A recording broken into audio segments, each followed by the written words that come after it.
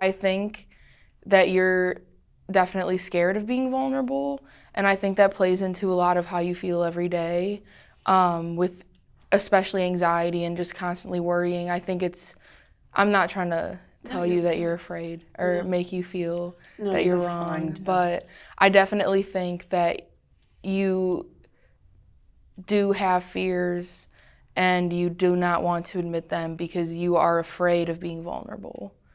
And I think in the last year or two that you've grown a lot from that, and I think that you being so loud about what you've been through and hearing about that other women have been to the same things and other men have been to the same things, that it's made it a lot easier on you to be less scared of being vulnerable. When have you seen me The most vulnerable. and what have you learned from it? I don't know how I'm gonna answer this. When have I seen you the most vulnerable? Oh my goodness. When either of us is crying. So a lot. Yeah, Maybe when I gave you that card on your birthday that has a picture of your dad on it, and you like ran away, like you literally ran away. The first time we were at a big social gathering, I always remember that. It was at my friend's movie premiere. You've been through a lot the last few years, as have I, and there's been some crying moments. You were explaining to me your treatment options. And I didn't understand, lupus and different types of cancer. That wasn't a concern of mine. I think family stuff makes you vulnerable. The first time I saw you cry, I remember being really scared. No, different memory. I have a different answer. When you broke your pelvis bone because you got bucked off of Chief, and you were in the hospital with all of those like cords attached to you, and your face was white, and you had but on the way there, the frozen bag of peas, and I was just in the back trying to make sure that you didn't pass out, from the pain or shock or whatever. Seeing you that physically vulnerable, I didn't know what to do. It was really scary. You did good. I think when your dad had the stroke at the baseball field, and was there with me, and you had to be told what was going on. I had never seen you that upset. I mean, but you stayed strong, and you were actually, trying to make me feel better about myself too, about what was going on with your dad, because I was scared. You know? And I think that was the first time I actually saw your true feelings about your dad. I remember there was a lot of people there. There was some pretty famous people there. And I didn't know anyone. But you didn't know anyone except me. And you looked so beautiful that night. I remember you had the middle part, sort of, whatever, that smoky eye look. Yeah, before it came back. You're always on top of these things. And up until that point, I had just seen you as this manifestation of confidence. I just felt like you were just carried yourself with such ease and strength everywhere. And I just was kind of butterflying around and talking to a lot of people I hadn't seen. And I just saw you kind of standing, sort of hiding in a corner, just looking at me with this deer in headlights, help. And I realized at that moment that you really didn't feel comfortable with that level of socializing. And I immediately went to you and I was like, "Are you okay?" And you're kind of just looking at me like, "Yeah, I'm okay as long as you're here." I remember that so clearly. Yeah. And it was just so sweet. I'll never, ever, I'll be completely senile and not remembering my name, and I'll remember the look on your face I saw across the room at that party. That's such a moment of you getting me. Instead of being what's the big deal? I was just talking to you. You didn't make it about you. You understood so much about me based on my one expression and my body language in this. Our first time together in a really crowded event. Yes. And yeah, I felt very seen. and understood and all the things that I always want. A little while after we were with each other, and I asked you, so do you have like a time limit? Like you have a few months or years to live or something like that? And you said, if you don't do something, it's a possibility you won't be able to make it to like 40 or something like that. And I was like, hey, it can't be. You know, you're not going through nothing like that. And he was like, well, it can get that bad. You left and went and got in the shower, and I left through the back door.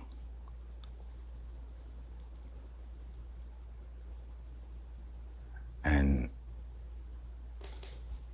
of course, unbeknownst to you, while leaving, I said, if I have the opportunity, I want to marry her. I want to make her my wife, and I want to be there no matter what. But it was something that I knew you were going through that I wouldn't be able to fully understand. I don't care who explained it to me. And it made me love you more because you shared it. Like, it wasn't because it was an illness or anything like that, but it was a reality that you had to deal with as a woman, you know, and it wasn't easily understood by me. I'm constantly, you know, kind of affected by how impressed, maybe is the right word, with how you are able to be vulnerable. You know, I've had friendships with women in the past, you know, and I've told you this, that, you know, this is kind of unique. I'm not sure I've ever been like this close with a friend, you know. And yeah, I'm always, a lot of it has been because of your ability to just be super honest and very vulnerable, and the fact that you actually, you know, call me when you are crying and when you are really going through stuff, and the fact that you like trust me with that, you know, like very emotional, you know, like it's a big deal to be like, hey, this is, you know, this is me at my rawest moment when I'm really, you know, losing control and I'm crying, and like I trust you with that. You know what I mean? Like that's a really big deal. And that's when I'm like, oh wow, this is, you know, this is a special bond. And it makes me kind of really look inside and be like, yeah, like how, you know, oh my God, how can I be present in this moment? How can I be equally as honest? And like, how can I bear that responsibility of, you know, this friend, like being this vulnerable with me? Like, how do I be, you know, how do I be like a strong, and, you know, and those things go both ways. When there's extended family arguments, you're like, you're the person that's responsible for like everyone else's business in the family. You're like the beacon. So like, I think you get super vulnerable when like you are in charge of big life decisions. So like, you know, when your brother died, you were in charge of everything. Yeah. And when your mom dies, you'll be in charge of everything. I don't think you like being in charge like that. I think it's a lot of pressure. And I don't think you have enough people in your life that are like, let me take this pressure off. Because they know that you're going to do the best job, better than the rest of us could. Right. But I think I don't know, you feel like underappreciated when those things are happening. And I feel like you feel vulnerable. I feel like I'm the most vulnerable when it comes to health issues. True. Big time. I did picture when you got your knee surgery and how you were just like... Yeah. Well, not even my own health issues, but everybody else's. Like, well, because you barely have health issues. Like your health issue, right? And I mean, you weren't here because you were in London at the time. But I mean, that was just Wild. that was just crazy. And I'm so glad that I made sure that you stayed and, you know, kept going with your semester abroad, because that was, you didn't need to be, it was just, you know, it was hard. It was hard. So yeah, I feel like I'm the most vulnerable when it comes to health issues. Sometimes I don't really hold it together as well. I mean, if you don't want to, I don't mind, but you're my person, so you can do whatever you want.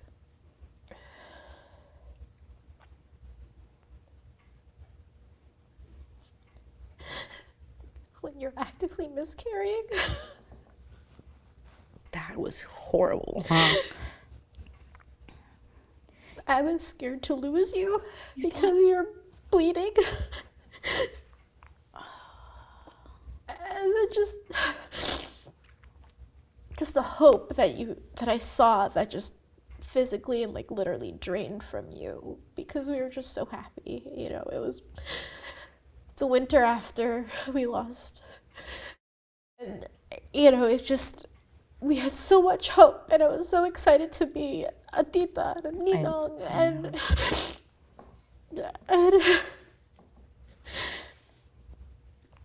just having to clean you up.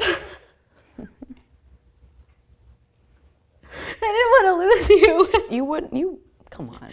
I know, but that was really intense. I don't think I've really had to like think about that, you know, and it's selfish for me to think about what I learned from it when I can't imagine what you went through.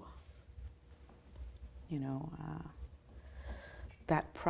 other than losing, that 100% was my most vulnerable moment, and you hit it on the head. And can I tell you what did it for me was the fact that I decided, okay, now that your family's here, I gotta go to this job that I hate so much.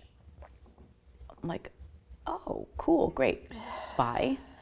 And yes, am I lucky that you and then mom and dad were there? Yeah. And then this is what killed me, was watching dad's face.